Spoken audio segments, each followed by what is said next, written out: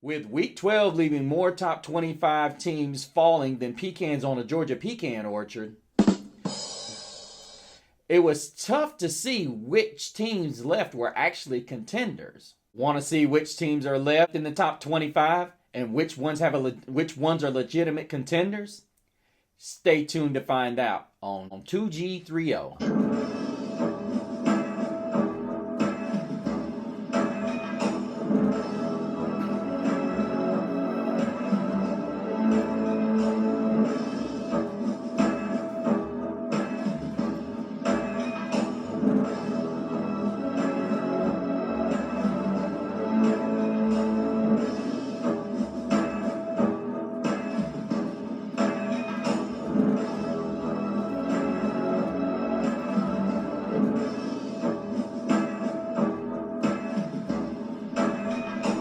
Welcome back, Gabbers. Thank you all so much for joining us yet again on 2G30. Of course, I am Mr. CeeLo here.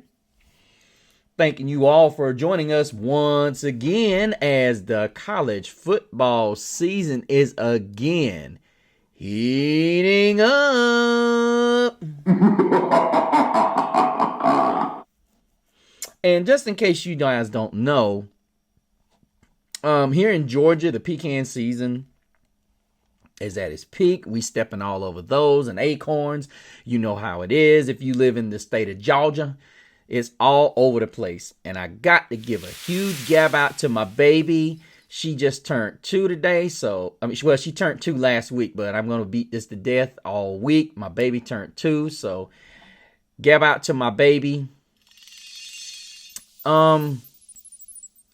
Of course, got to show my love to my man, Brad. What?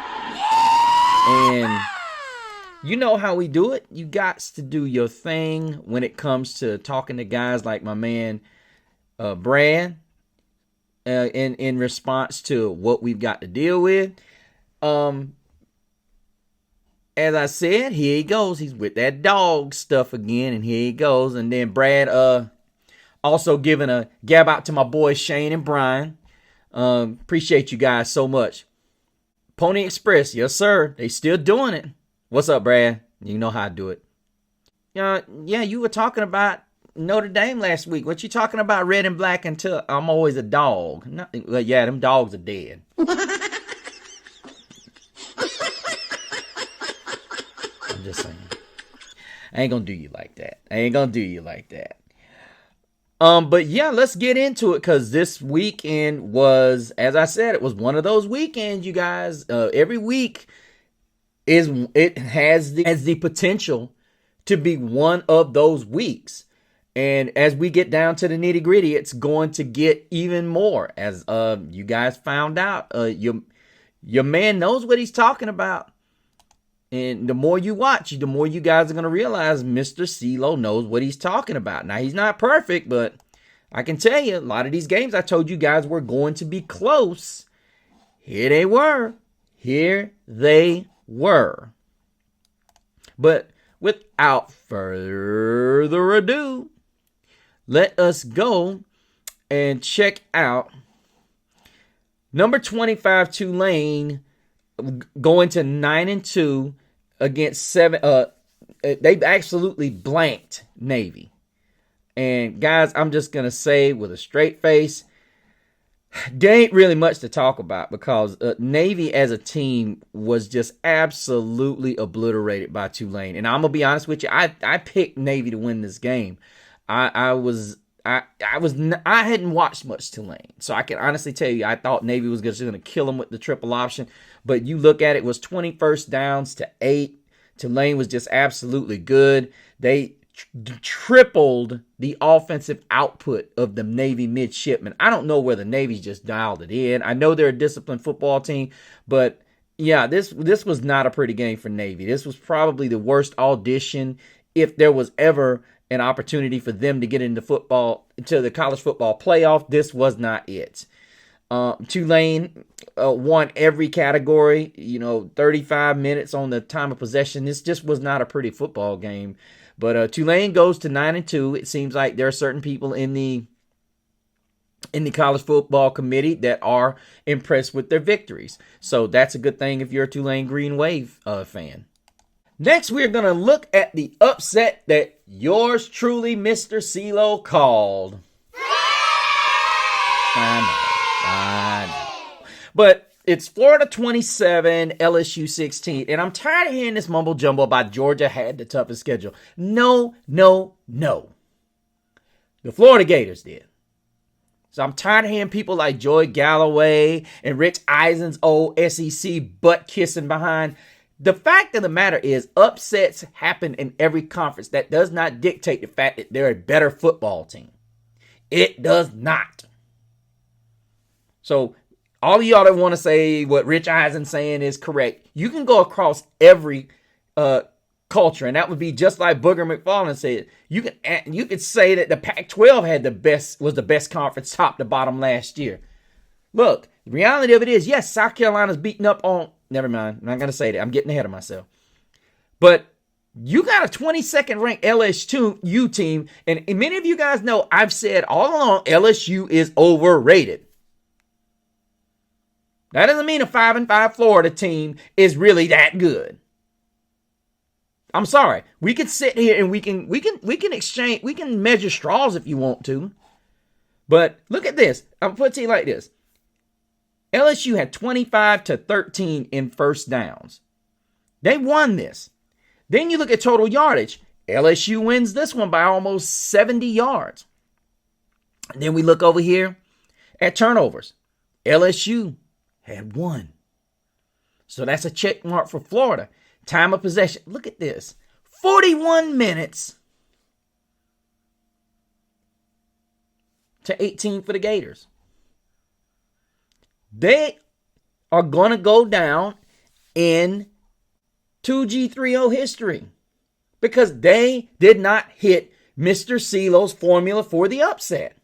And they still won, and they won by a pretty good margin considering how badly they were outdone in these categories. Passing, 40 yards, rushing the football, outdone there. So then the next category you want to go look at is you want to look at how many opportunities that the LSU Tigers fondled. But you look at the turnover on downs and missed field goals.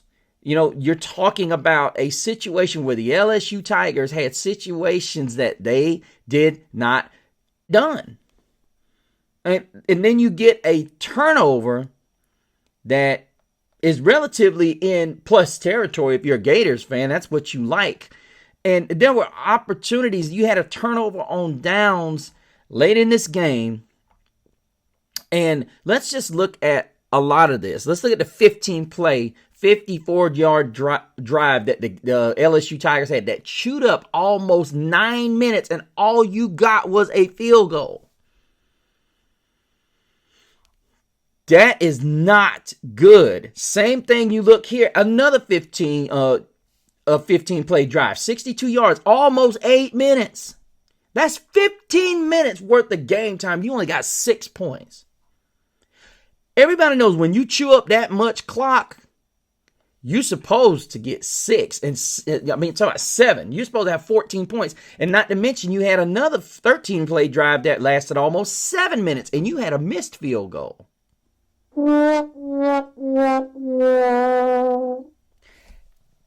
The big deal here is that the Gators were able to withstand a long drive and only allow a certain amount of points. But then you could also say that it was just LSU's inability to execute, which has been a common theme for the LSU Tigers this year. Now, I'm not saying that the Florida Gators, and this is the problem, we have a lot of analysts that are SEC biased. The first thing they want to say is the best football is played here. That's debatable. Every conference is predicated to beat the top dogs in their conference because that is the easiest way to get a berth, and that is who you're primarily playing. Okay? LSU and Mizzou are prime examples of teams that have overinflated ranks. And we'll get to Missouri in a bit. But LSU falls to 6-4 as Brian Kelly is still looking for answers. He was not happy over there on the sideline. He got into it with a couple of his players. That looks like the shades of the old Notre Dame Brian Kelly. DJ Lagway was not impressive. He had 226 in the air. Jaden Bow had 6 carries, 65 yards, and a touchdown. But what was impressive is that the Gators were able to break off big plays when they needed it. It was kind of like what Kelly was saying so many times, that they had those mental lapses. And that's what it seemed like here with the LSU Tigers and the Florida Gators, because when Bow had that 55-yard touchdown run, that was a situation where it just seemed like LSU was stagnant and the Gators were able to, take advantage, and ultimately it just turns out to be another situation where the LSU Tigers just cannot get it done. But I've always said, going into Gainesville to beat the Gators, like I've always said, you're supposed to win at home, but especially when you go into a place like Gainesville. So I can't give Florida a lot of love for that. I really cannot.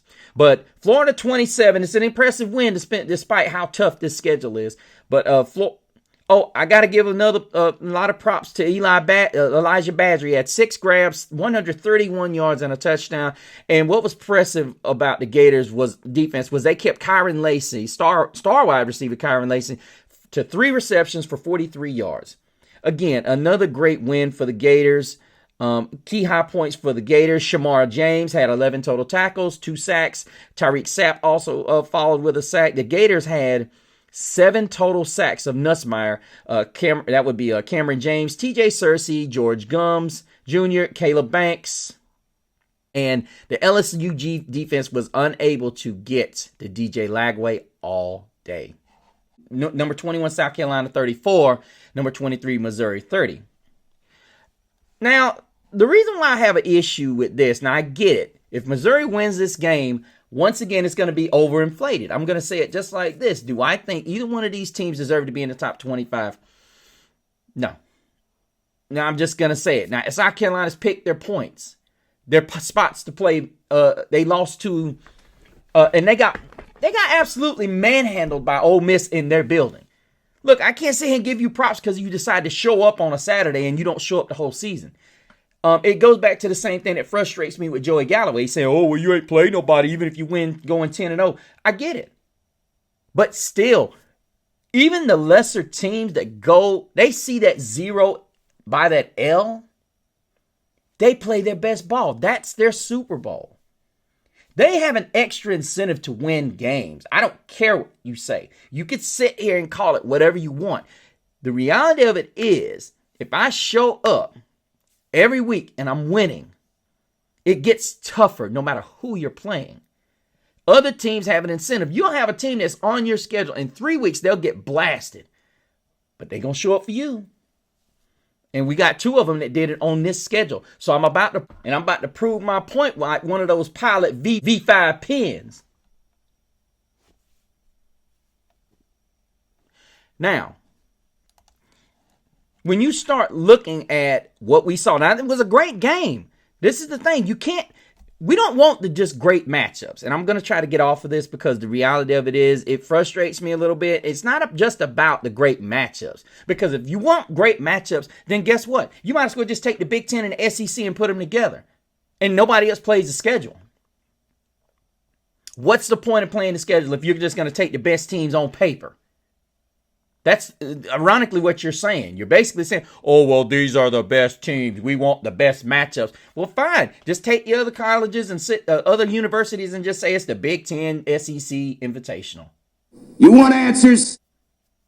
I want the truth. You can't handle the truth. I'm just saying, I want good matchups too. But I think a team that goes undefeated, no matter, they go 12-0. I don't care what conference you're in.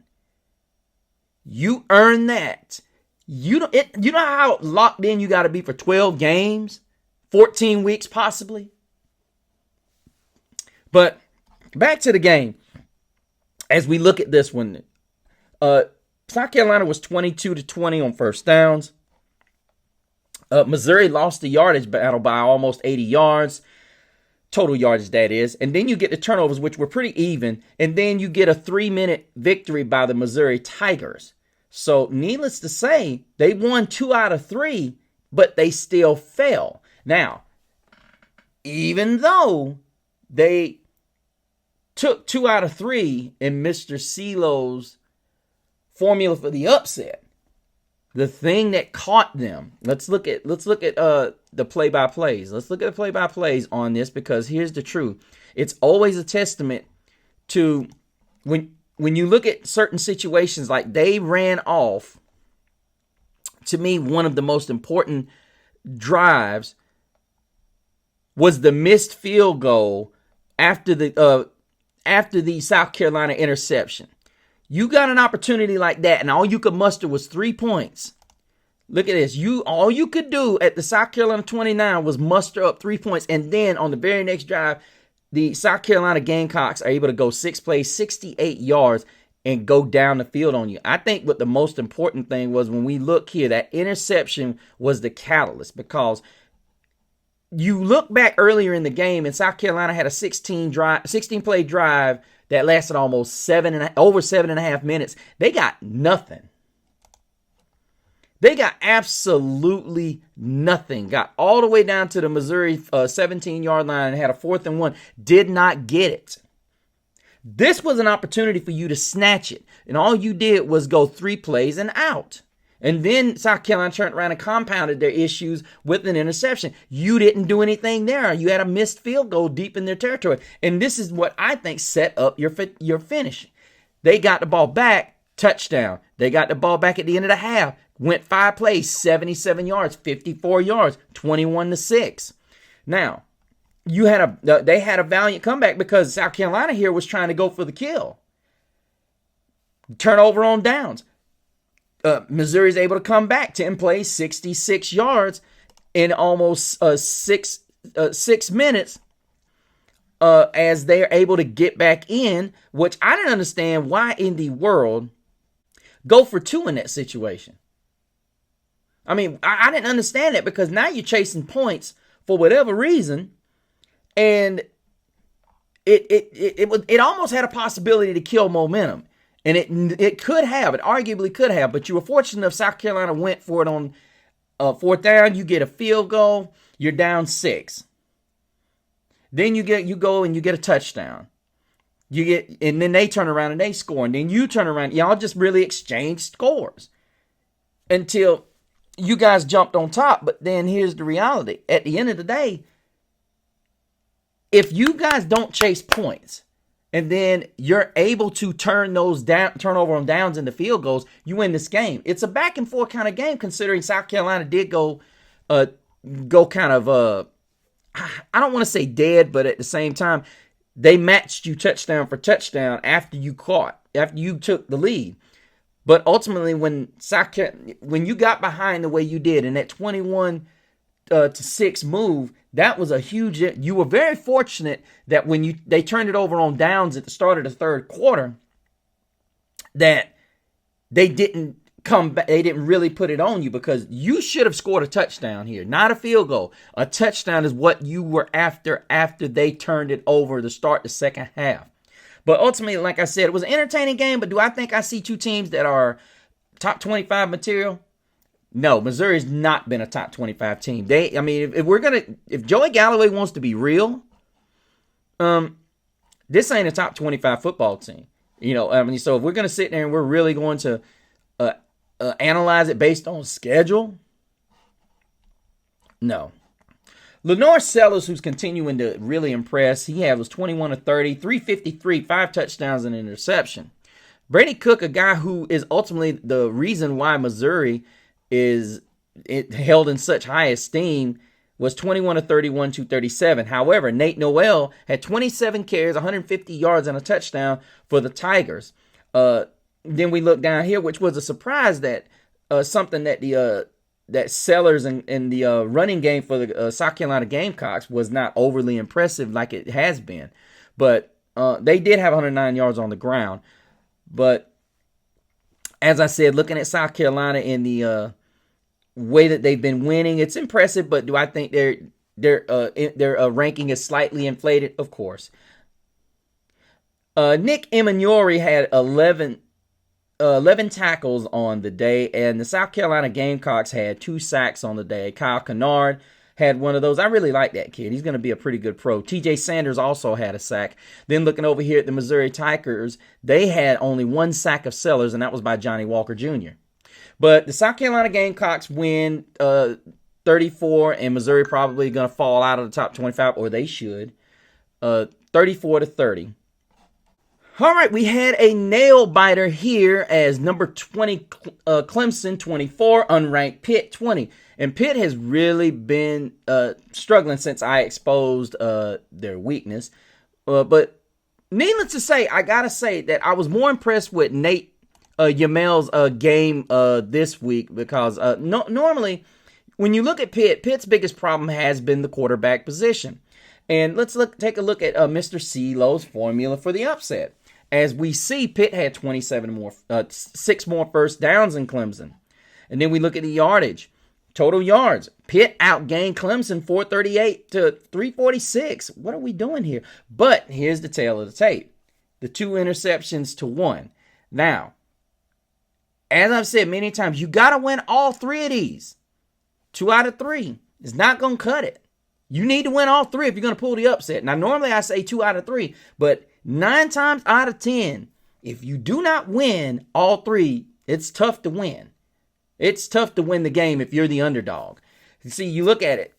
Clemson had the ball almost 10 minutes fewer than the Pitt Panthers, and they still were unable to overcome. But let's look at, there were other factors that had everything to do with it, because Nate Yarnell had over 350 yards against this Clemson defense.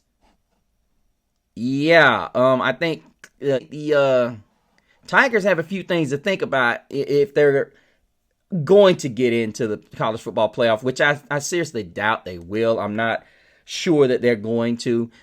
You know, the big thing here is that Clemson goes up and then Pitt comes out and they match Clemson at their 93-yard drive, which was Clemson's first drive for a touchdown, and then they're able to drive it down the field, catalyzed by Desmond Reed's 43-yard run to the Clemson 8 and getting them inside the red zone immediately after Clemson's able to run. And then it's just kind of dead until Clemson finally decides they're going to go on a 3-play 75-yard in a minute second after the big play from Cade Klubnik to Brian Wesco for 45 yards inside of Pitt territory.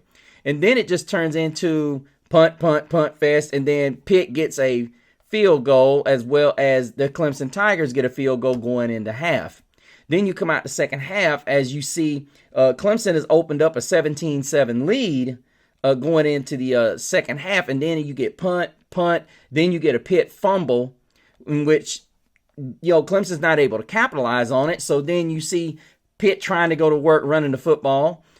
Same thing with Clemson, nothing happening. And then you get a 8.5 minute drive, 8.5 minute, 17 play drive by the Pitt Panthers that ends up in a field goal. But unfortunately, there was a 3rd and goal play where the Pitt Panthers were at the Clemson 1 and they got called for illegal formation. And ultimately, it was one of those situations that really just killed them because they ended up moving all the way back to the Clemson 16 because of a delayed game, a false start. That really absolutely was the difference in the game to me.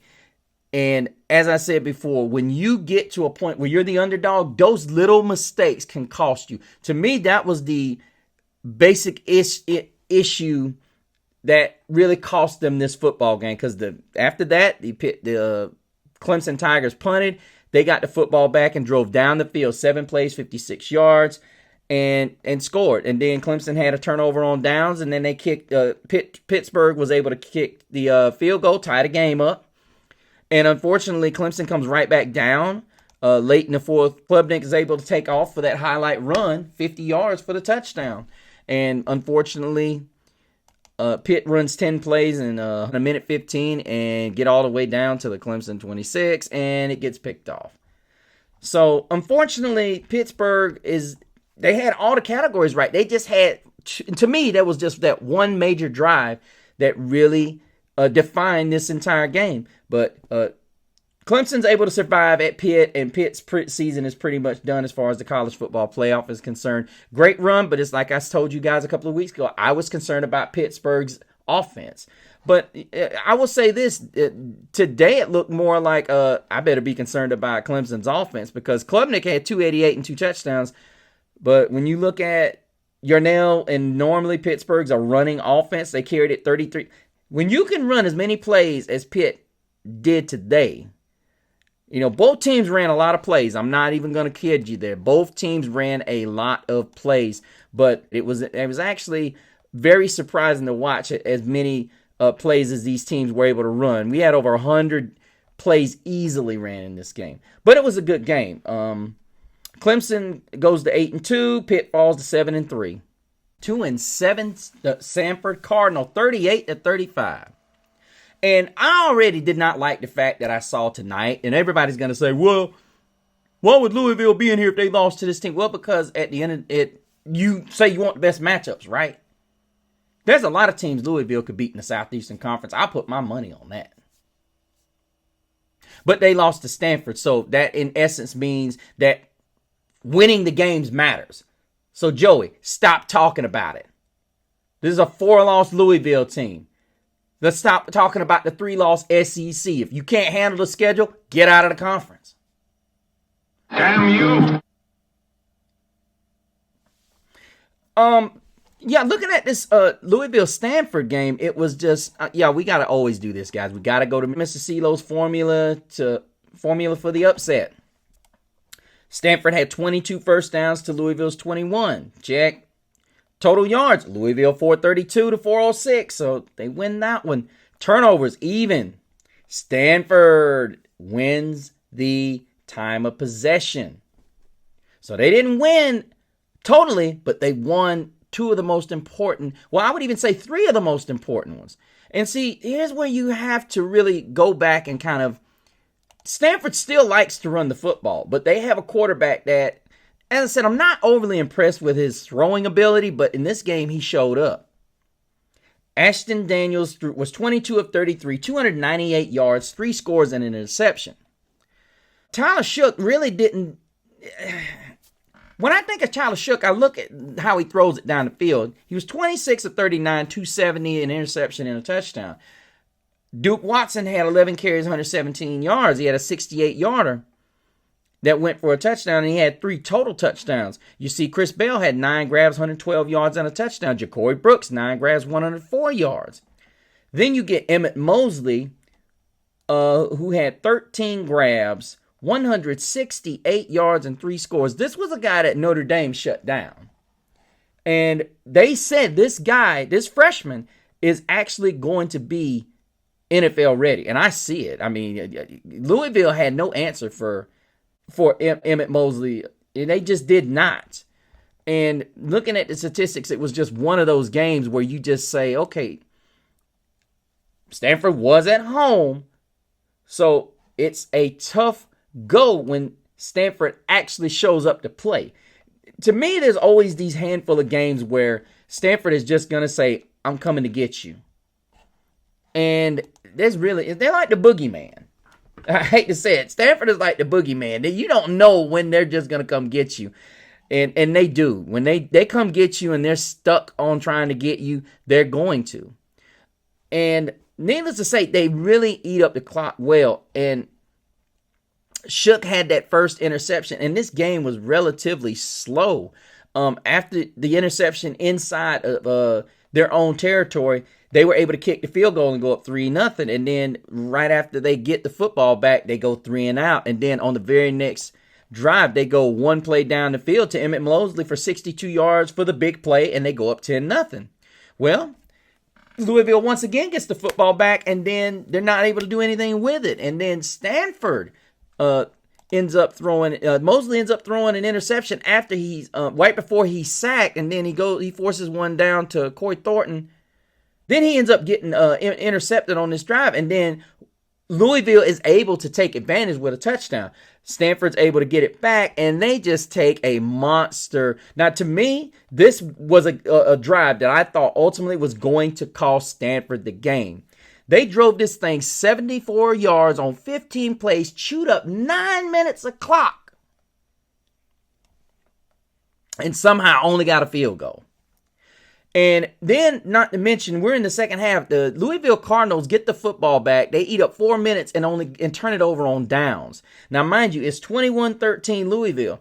To me, this was the part where I thought this might be a turning point, because they were going for the jugular. They were going to try to put Stanford in a situation where they said, well, we gave it our best shot. Let's give it up. Now, that's not to say that there wasn't another situation in this game, because you go 3 drives later, Louisville gets the ball back, and Duke Watson has his haymaker. He takes it 68 yards for the score. Louisville is now up 28-13. Fast forward, Stanford gets the football back. They go 80 yards in 4.5 minutes. They get a touchdown. Then Louisville gets the football back. They go 11 plays, 77 yards in almost 5.5 minutes. They go back up. Then Stanford gets the football, goes 75 yards in 6 plays in 3 minutes. They score. So now we're in a situation where Louisville has to punt. Stanford gets the football back, goes 9 plays, 76 yards, 3 minutes, 18 seconds. Game is tied. Louisville gets the football left with 45 seconds left in the game. They go for it on 4th down at the Stanford 46. Shook's not able to get it. Stanford gets the football back after a tough Louisville penalty for unsportsmanlike conduct. And it gives the Stanford Cardinal the darn ball inside the Louisville 40. And then you get an offsides penalty with 1 second left. And that gives them the football at the Louisville 34. Emmett Kinney hits the 52-yard walk-off field goal. Stanford pulls an upset of number 19, Louisville. And Louisville has yet to lose a game on possession. So, Joey Galloway, you could argue this team deserves to be in there too. Just saying. But Stanford goes to 3-7. Louisville, number 19 Louisville, drops to 6-4 and probably out of the college football playoff scenario altogether, I would undoubtedly assume. Now we look at, some of these are going to go fast, you guys, because they have no relevance. We already know some of them were going to happen. I did not think that Wazoo was going to fall to New Mexico. I'm sorry. I mean, Bruh. Dumb shit. New Mexico 38, Wazoo 35. Devin Dampier, the New Mexico quarterback, ran for 193 yards and 3 touchdowns. I'm going to tell you something. These scrambling quarterbacks put a new dynamic on defenses. They make things so difficult for opposing defenses. I don't care how talented your roster is. If you have a quarterback, and you're gonna find out that I'm absolutely correct about this. I didn't know much about Devin Dampier, but looking at these numbers, I would have had to. Eli Sanders had 13 carries, 108 yards, and a score. The read option is just dangerous. That's all I can say. John Mateer was 25 of 36, 374 yards, 75 yards, 4 touchdowns for Wazoo. And they ran ball for 172 yards as a team. Kyle Williams had 9 grabs, 181 yards, 3 touchdowns, and it turned out not to be enough. But let's look at the tail of the tape of what initially caused this upset. Mr. CeeLo's formula for the upset. First downs, all even. Oh boy, look at this. Total yards, Wazoo only won that by 13 yards. Turnovers, neither team turned the ball over. But the rushing numbers, 360 to 172. Holy goodness. And then the time of possession, New Mexico wins it by 3 minutes. Home field is all I can say. They didn't win it unanimously, but they won enough of the categories as far as Mr. CeeLo's formula for the upset goes. And they ultimately won the game. This is a game I need to go back and actually watch the game itself. This looked like it would be a lot of fun. I may have to put this in my archives and watch it. What you think, Brad? And the one that I did not call right, and it turned out to be very not much a game that I should have paid much attention to. Number 17, Colorado 49, Utah 24.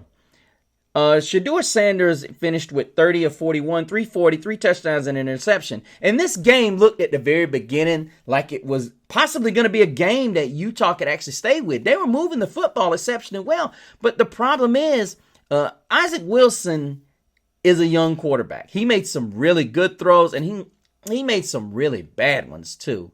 But I must admit that Colorado's pass rush was a little bit more based on what I was seeing, but I don't see why you throw the football 41 times with an inexperienced quarterback.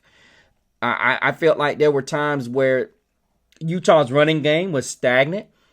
I felt like it was boring and just dull. And honestly, how do you let Colorado outrush you? What? God damn! Is this a hypothetical question? And I like Travis Hunter, as you guys know. I'm just not a fan of him winning the Heisman. I don't think he's the best player in college football. Forget the playing both sides. I just don't see that. It's an impressive feat, nonetheless.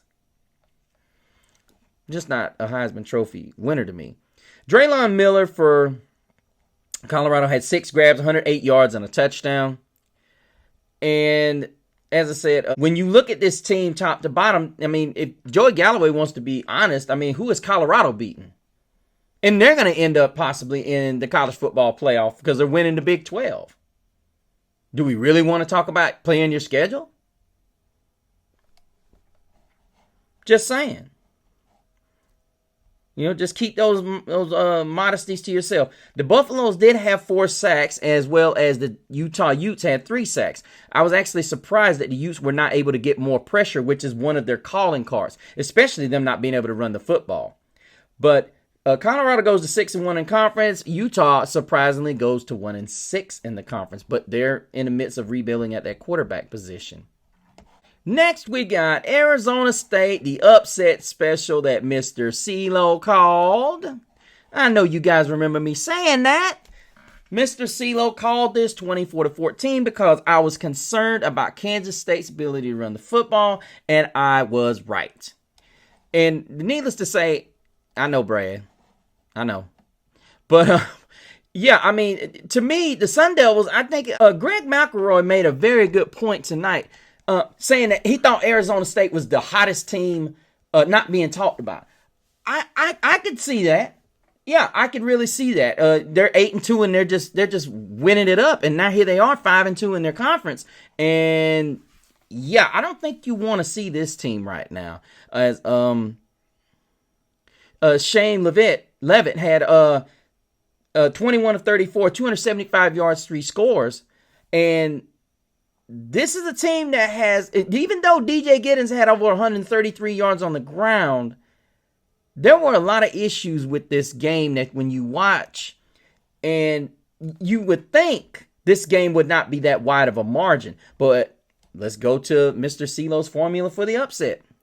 First downs, K-State, 21 first downs, Arizona State 23. Now let's look at total yards, which is 412 to 398 in favor of K-State. Now, remember, I always say, you're going to have to, as a team, when you turn the ball over, you got to rack up the yards in order to make up for those mistakes. And as we said, the K-State had 3, Arizona State had 1. And then, as we say, time of possession in favor of Arizona State hugely by almost over 13 minutes.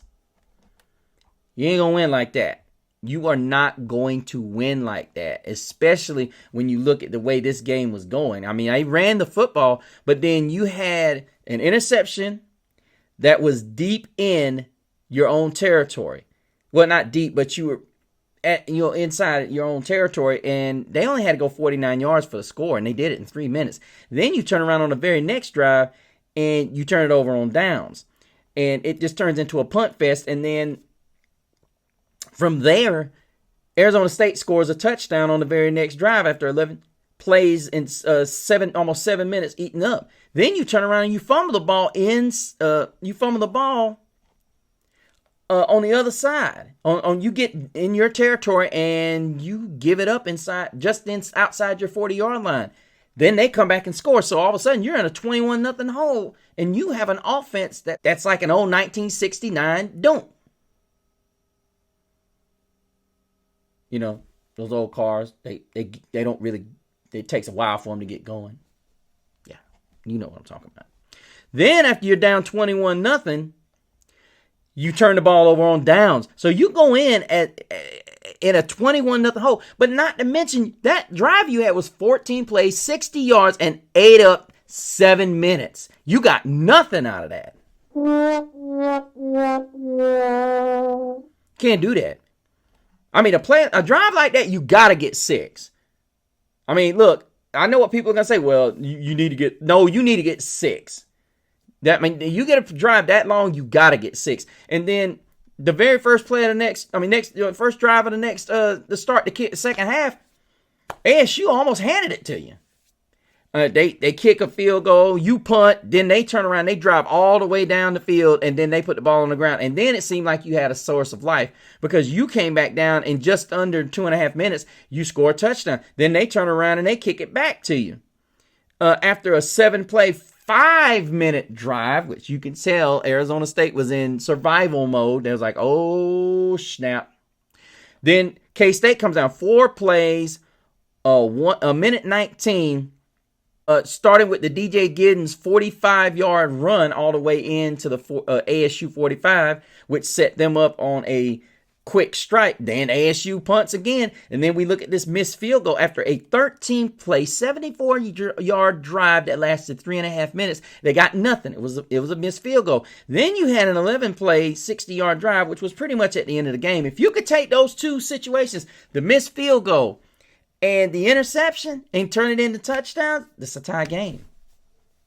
So honestly, you looking at a K-State team that made some uncharacteristic mistakes, and ultimately teams that are disciplined and uncharacteristic. Kansas State did not make a lot of choice decisions at the end of drives, or which were drive killers. And ultimately, Arizona State now is going to find itself possibly in a shot at getting a college football playoff, because now you've got K-State, who was at one point in the driver's seat, and now all of a sudden finds themselves going home.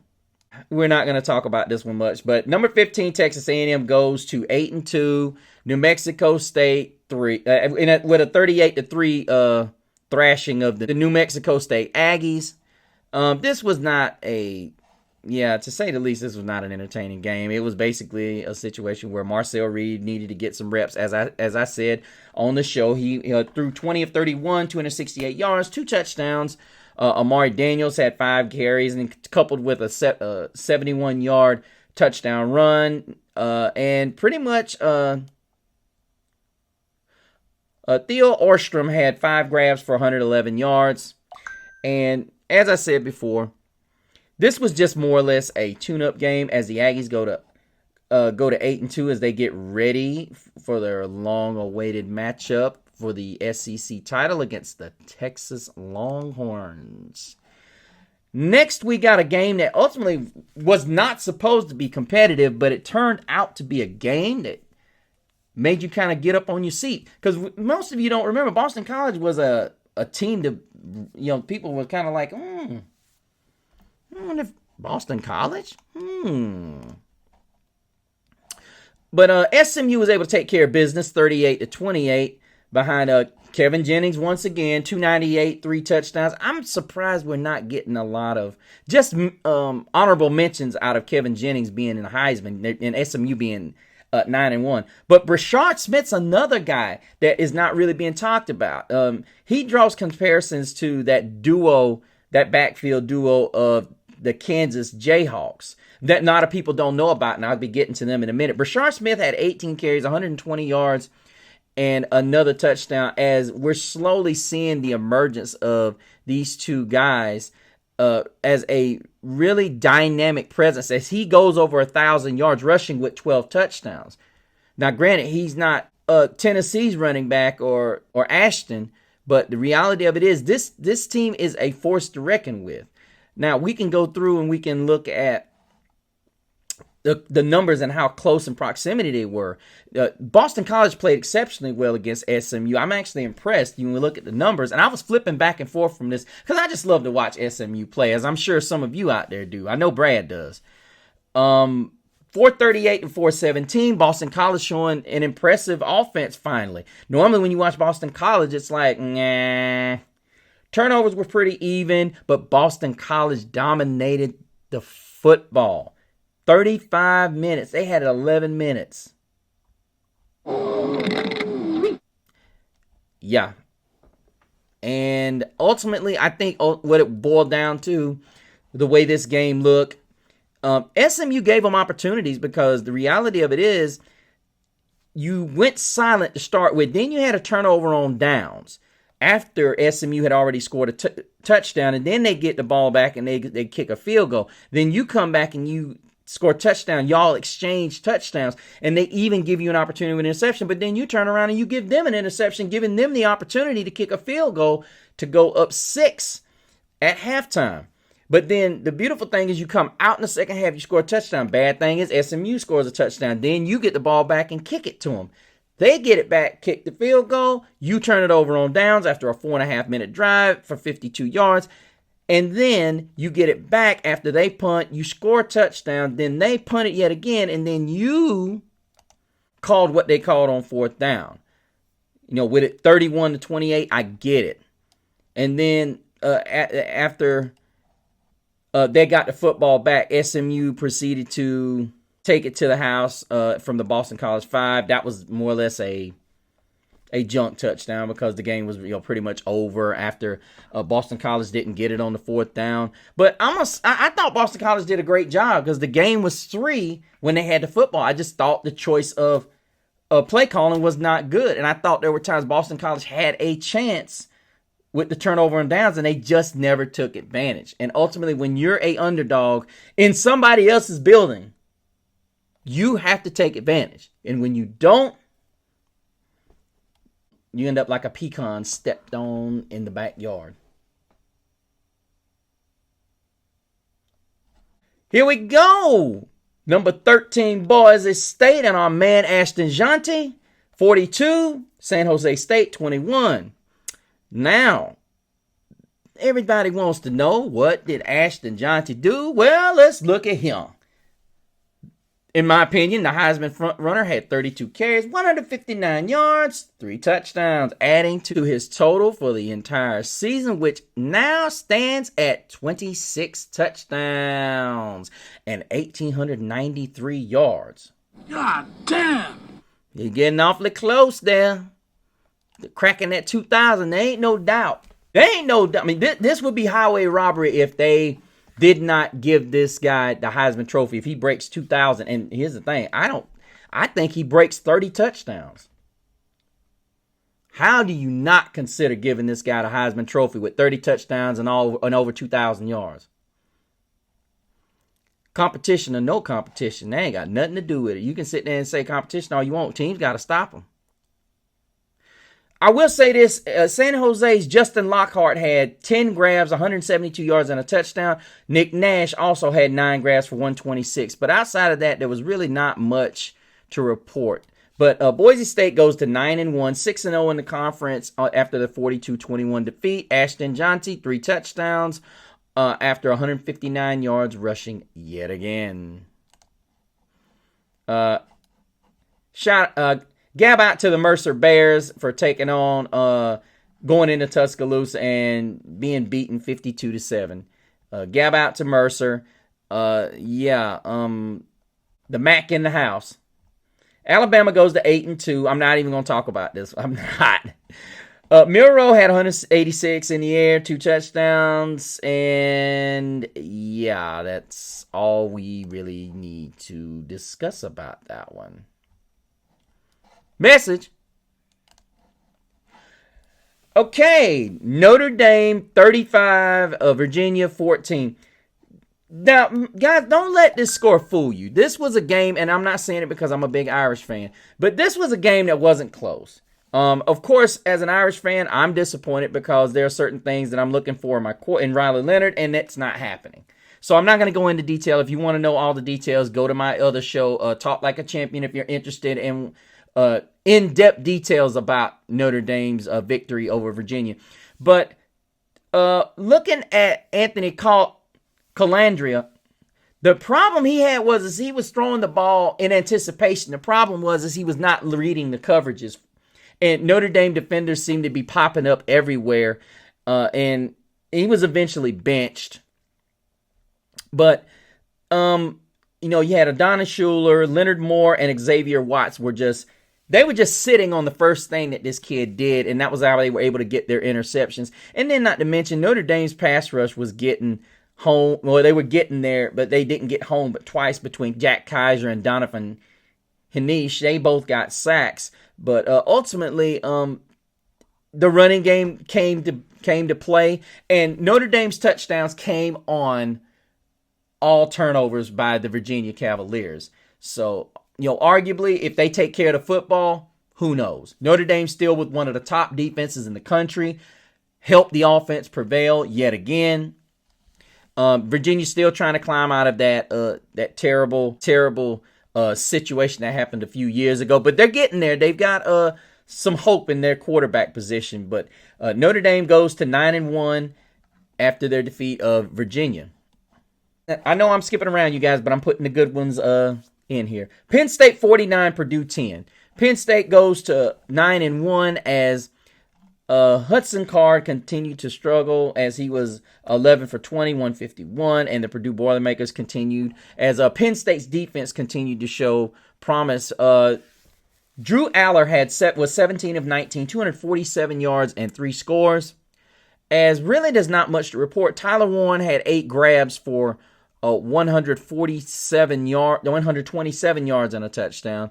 He's becoming much like I don't want to say a Brock Bowers kind of a guy, but that's really what it's starting to look like. As, he's becoming their all-utility guy.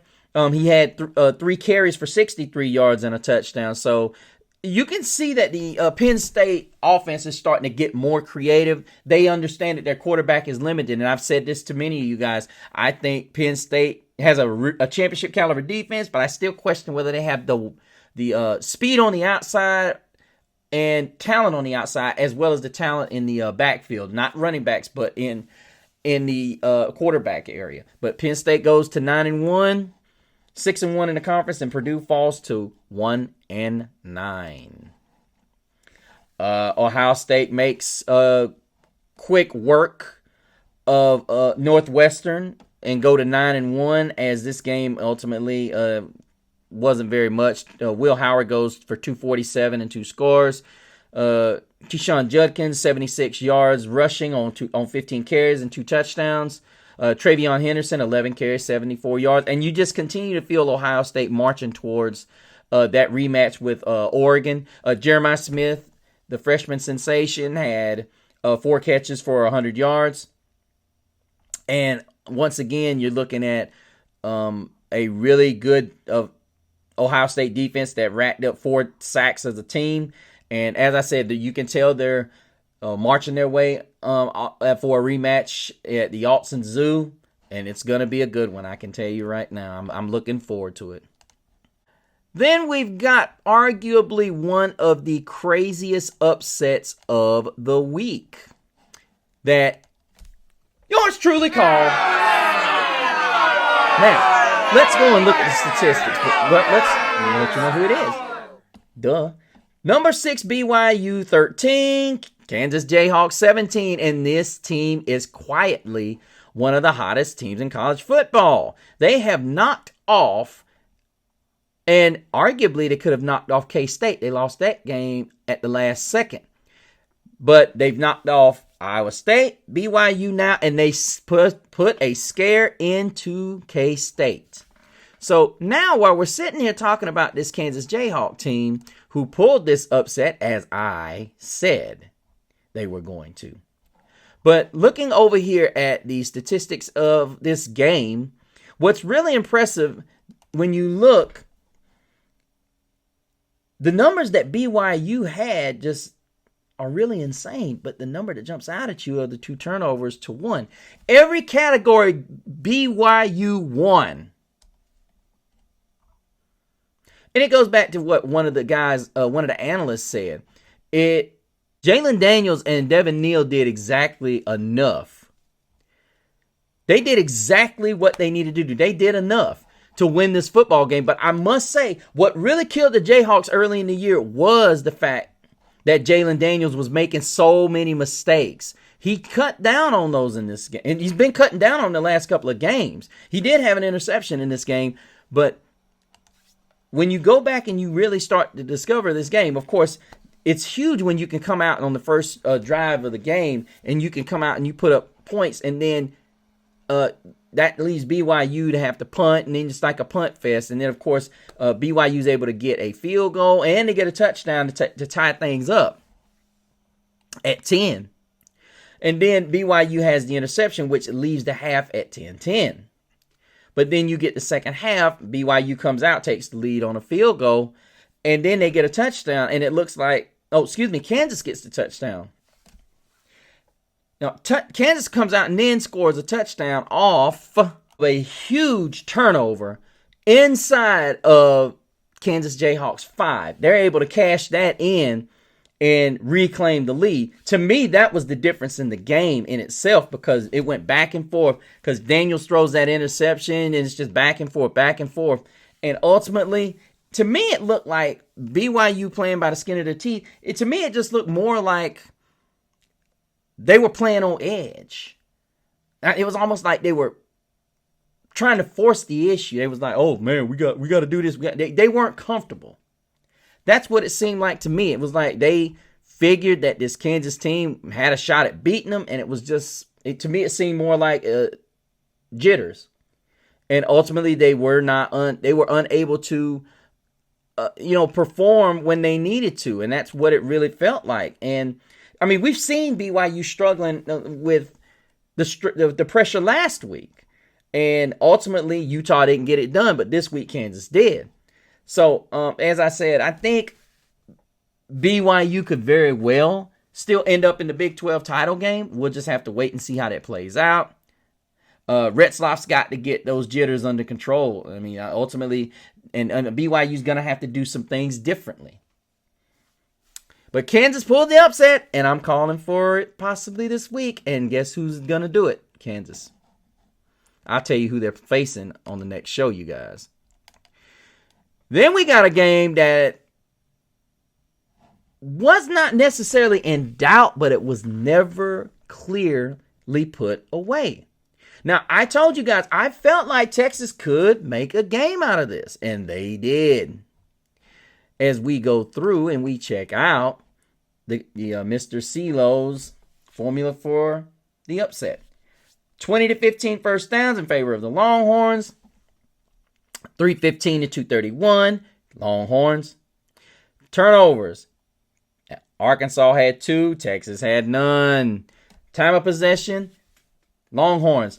So the winner by unanimous decision, the Texas Longhorns. They won on the scoreboard.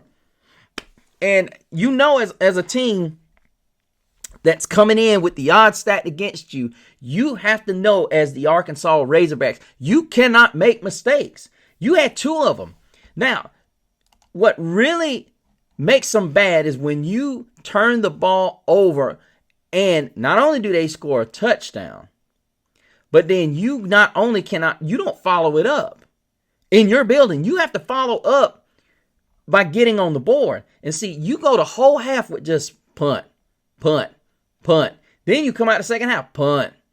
Then finally, you get a Texas scores a field goal, and it's looking like Texas is going to chip. Then finally, you get a 12-play, 75-yard drive that goes almost 5 minutes. You score a touchdown, make it 13-7. Then you drive the ball 39 yards for almost 5 minutes, and then you kick a field goal. Texas comes out and says, "Oh, no, you don't.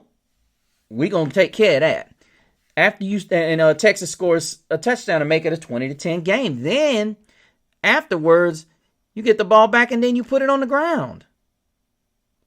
After that, Texas runs 14 plays and kills 7 minutes of the clock. They play keep away. Thus ending your season. As Arkansas falls to 3-4 in the conference, goes to 5-5. They're great, daggum bad guy or a good henchman. You throw them out there and they knock off the hero. They gave him a fight. But Quinn Ewers was 20 of 32, 176, 2 scores. Jaden Blue runs for another 83. Really just nothing impressive to show. This game was just a game as is. You could look at it and tell that they were going, although Texas did accumulate 6 sacks of Taylon Green. But as I said, Texas is just kind of coasting into that game against, they know they've got to face possibly Texas A&M in a game that's going to decide the Southeastern Conference title and who goes to the big dance. Then we've got number 1 Oregon, who was in doubt. You guys know the Wisconsin tradition of jump around. We went into the fourth quarter with that jump around. And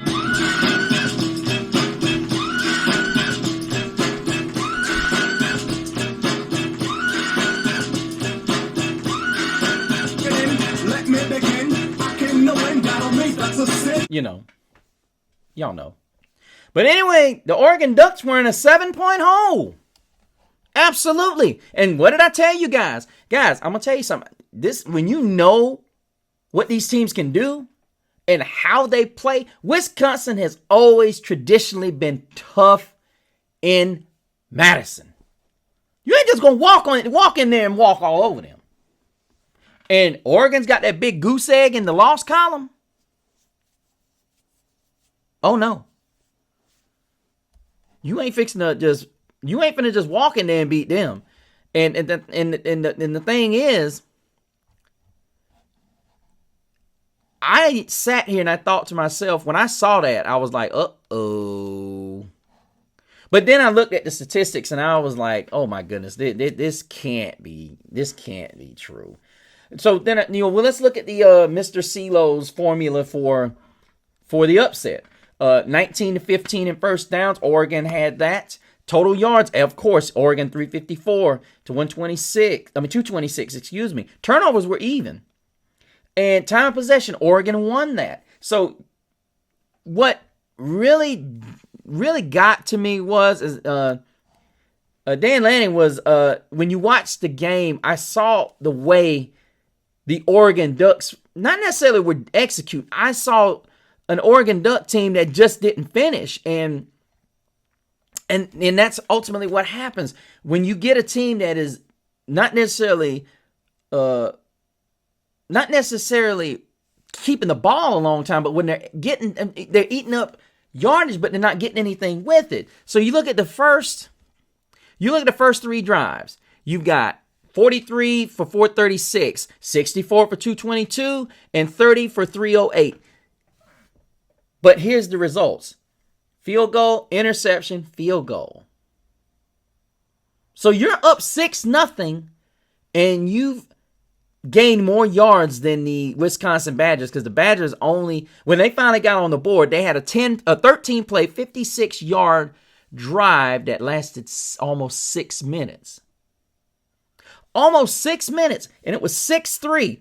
Then Wisconsin goes 9 plays, 79 yards. Of course, it was culminating by 2 penalties. One was a pass interference and one was a holding on 2 pass plays. Ultimately, Oregon cost their own. They gave up that touchdown, because ultimately you go into the half down 10-0. And then you go to the half, and Oregon comes out. They go technically 3 and out. Then you get a 16-play, 62-yard drive that lasted almost 9 minutes from the Wisconsin Badgers.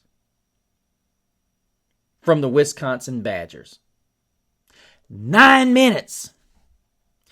I guess that was when Oregon decided, okay. And this went all the way in to the fourth. Oh, excuse me. This went late into the third quarter. Then we see Dillon Gabriel and the Oregon Ducks kind of say, okay, these guys trying to beat us. They ain't trying to play. So he leads a 13-play, 81-yard drive that lasts 6 minutes. It finishes up the third quarter, and as we said, go to the fourth quarter, you hearing Jump around, jump around, jump around, jump up and get down. So Oregon, it was almost like Oregon said, yeah, y'all jump around if you want to. I'm finna tell you to jump back down.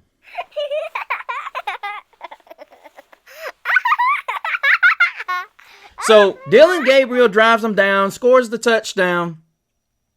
And what's funny is right before the end of the quarter, Gabriel gets sacked on a third and 5. And the first play, he hits Terrence Ferguson for 15 yards down to the Wisconsin 26. So that was Dillon Gabriel telling y'all, sit down.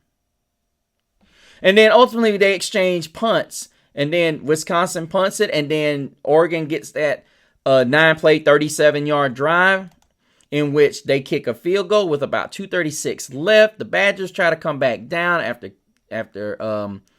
doing what they do. Braden Locke, who's, he's just not that dude. They basically turn it over. Oregon gets the football back with about $1:54. Wisconsin uses timeouts.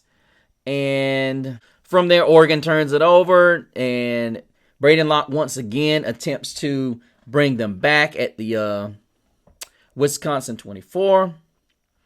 And he's intercepted. And basically, Oregon runs the clock out. But, at the end of the day, Wisconsin has to get a quarterback.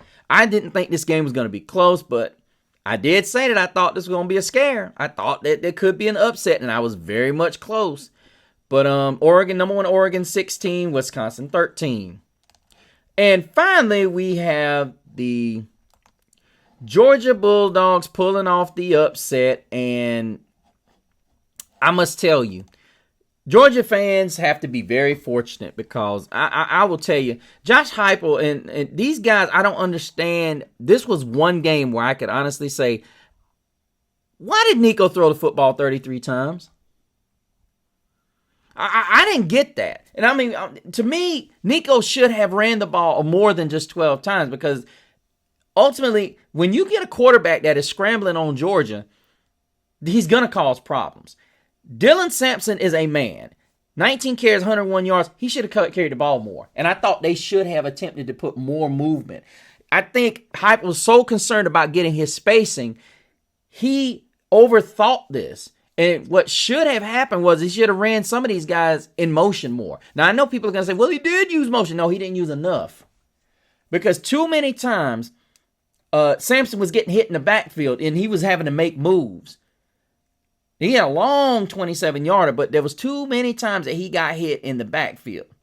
39 carries for 152 yards.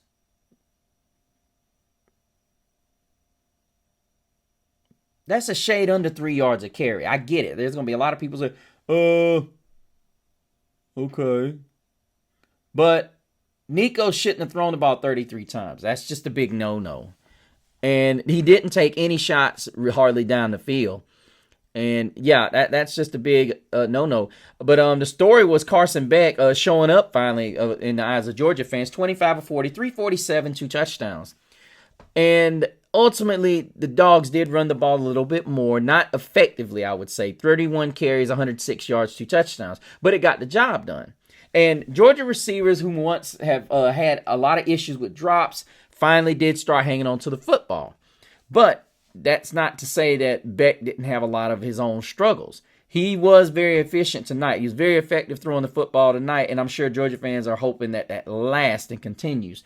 But overall, I thought the Tennessee Volunteers, they wanted to rely on Nico too much, and instead of relying on his legs, because ultimately Georgia's biggest weakness in on their defense is their secondary. However, you need to exploit that with a mobile quarterback, not with somebody that is going to stay in the pocket. If you guys recall, C.J. Stroud was the one that was very effective doing that because he was able to move. And ultimately, but I think Georgia did a great job confusing Josh Heupel and tackling these guys in space. That was another huge issue, is that Tennessee was unable to get these bubble screens and whatnot going, and it's a huge part of their game. And as I said, congratulations to them on a big win, but you won at home. And I didn't like where, when we get ready to start doing the next portion of the show, you guys will see what I'm talking about. I didn't like where Tennessee ended up dropping, because when you play a game like this and it's a hostile environment as such, you're supposed to win. And I'm going to make sure I lay into Joey Galloway, because I'm sick of his whole narrative of the scheduling. You are your schedule. If you don't like the schedule, get out of the conference. It's that simple. It's that simple. You don't like the schedule, get out of the conference. Let me know what you guys think. I know a couple of you guys are brand new. Make sure you leave a comment down there, and make sure you tell me when you subscribe. Leave a comment down there. Tell me your name so I can put you down there. I know I got a couple of guys out there that are lurking. But make sure you also go check out the Facebook page over at Gridiron Gab 2G30. Check us out over there. And also go to my Instagram at Mr. CeeLo and check out the other things that we're involved in. Don't forget to like and subscribe, guys. But until the next time, same Gab channel, same Gab platform.